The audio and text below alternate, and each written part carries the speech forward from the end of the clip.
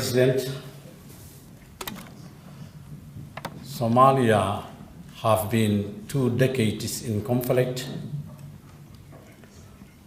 more than 2 decades, that resulted since 1991. Thousands of Somalis have left their country. The United Nations High Commissioner for Refugees estimates that Africa accounts for nearly 1/3 of the world's 68 million forced migrants, including 6.3 million refugees and 14.5 million internally displaced persons. Somalia, unfortunately, constitute a large part of the number. This is matter of immediate importance and occupies a lot of our thinking in Somalia at this time. Refugees have been center of attention of the humanitarian community for decades. The international community, more broadly, remains very ill-equipped to deal with internal displacement. Internally displaced people, however, are predominantly the issue for the countries where displacement originates, which is not in the least complicated by the nearly that government somehow have responsibility for the cause of their displacement, even in terms of fleeing to protect them against displacement. This is tragedy, particularly as the number of IDPs in Africa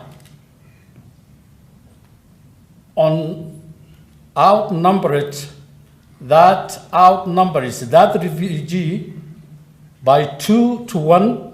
Africa has the unique advantage of having the Kampala Convention, which needs to be ratified by all members of the AU, and should be accompanied by a strong implementation framework which can be subscribed to by the borders international community.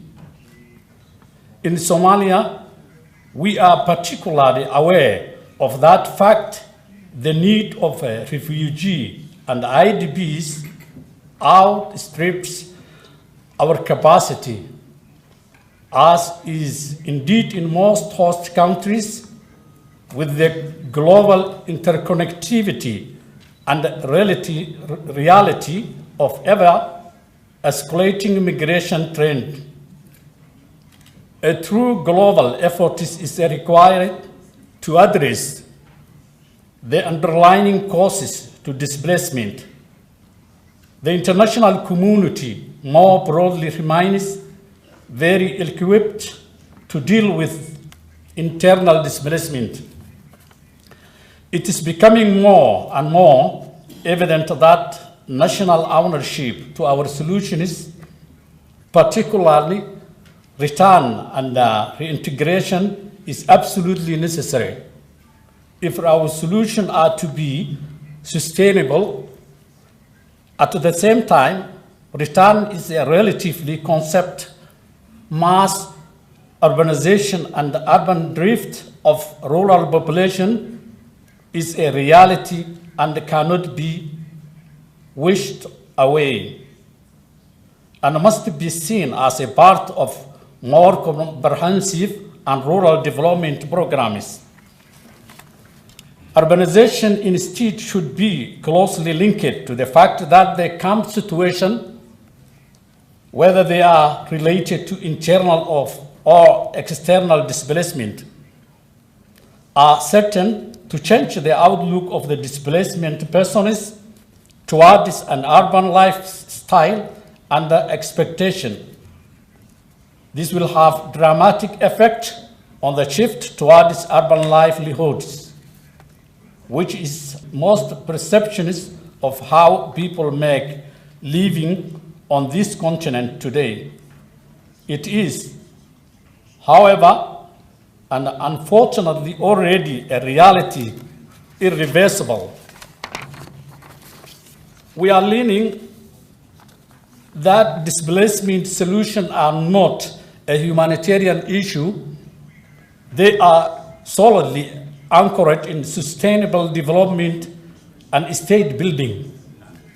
The international community has moved on from seeing displacement as a calm issue to it being part of building a resilient state which provides not only protection to citizens, but also a viable livelihood.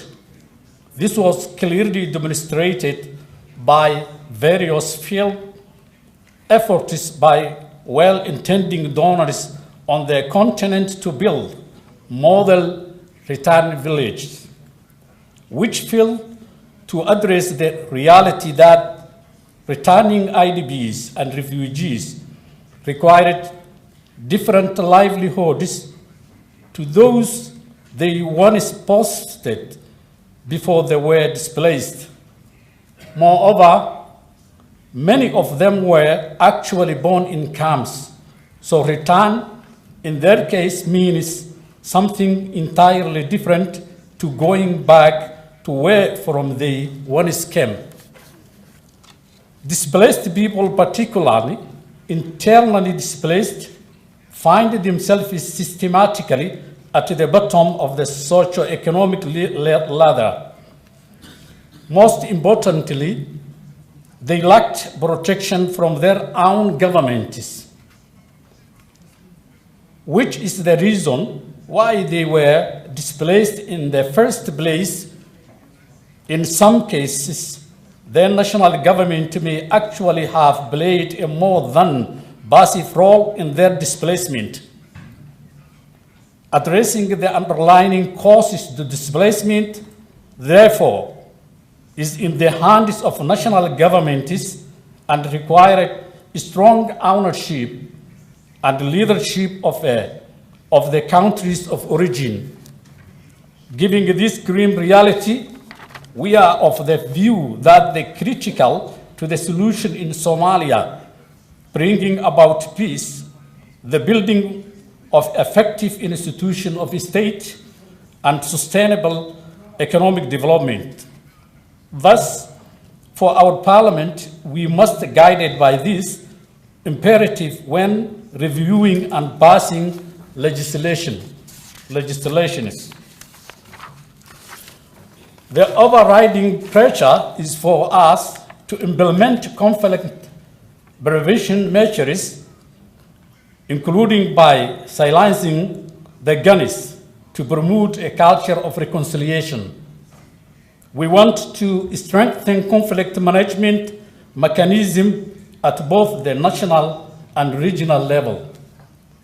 Despite significant resources constraints and the limited capacity for receiving the large number of refugees flowing into our urban centers, it is our local authority that continue to shoulder the burden. Thank you very much.